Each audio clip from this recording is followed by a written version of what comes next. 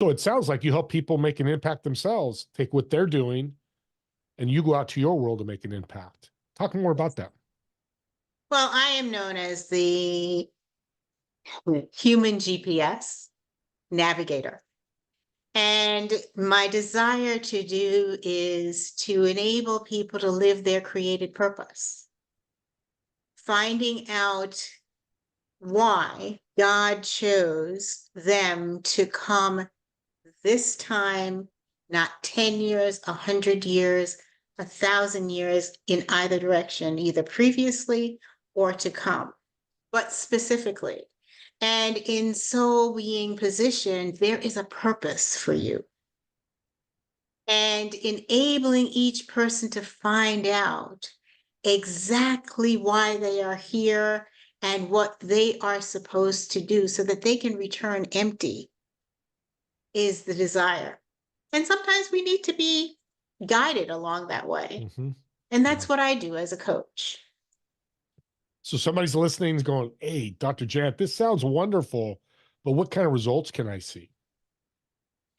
One of the interesting things, and talking about living in your purpose, I was diagnosed with breast cancer next year. No, this year will be my 3rd year as a survivor. And thank you. Thank you. And it's not one of the tools I would have put in my toolbox, mind you. Yeah. But having found it there, I have been able to realize that my success, my ability to be on the other side of this, because it was very aggressive and took me through some changes in terms of being treated and so on.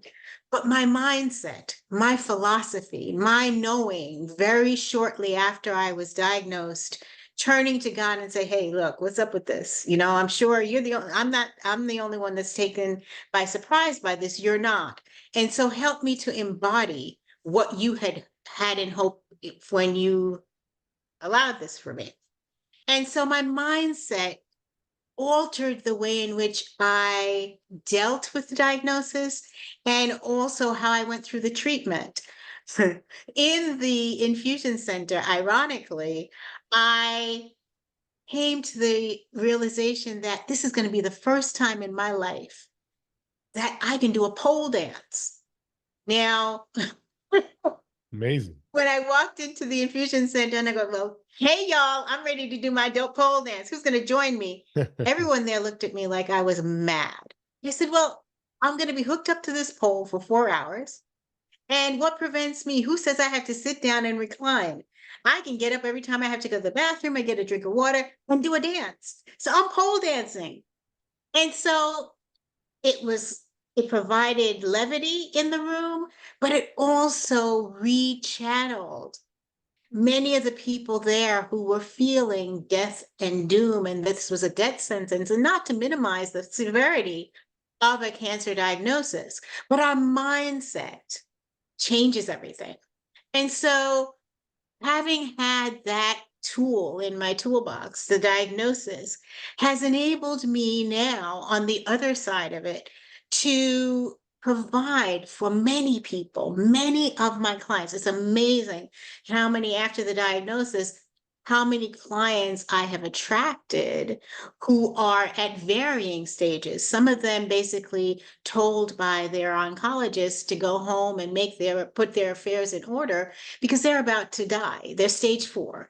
And they found me somehow, whether it was a referral or whatever, but we started working together.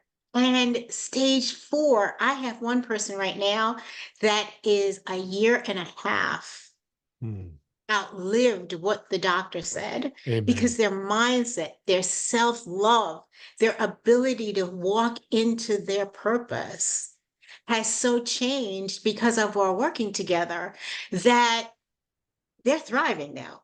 Yeah. Yeah. You said a word that I've heard very infrequently is altered mindset. And I'm sure the audience is going, altered mindset. Explain what that really is, or what it is, not really. For me, it means you have been presented, let's say in this case, with a diagnosis. Mm-hmm. And automatically, many of the doctors will tell you this is what you can do, what you can't do, this may be your life expectancy, these and so on. And taking that and knowing that you didn't just clock in today, there is a God that has a purpose for you. And as such, going back home empty, knowing that you have blessed the world with all that you are, and try in every facet of every day to leave a lasting memory on those that you encounter. Bless them for having met you. Treasure them for having known. Many cases you're in an oncologist's office, many cases you're in an infusion center.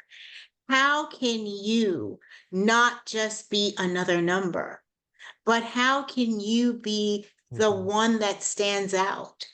And by so doing, in order to stand out, you have to be different than others.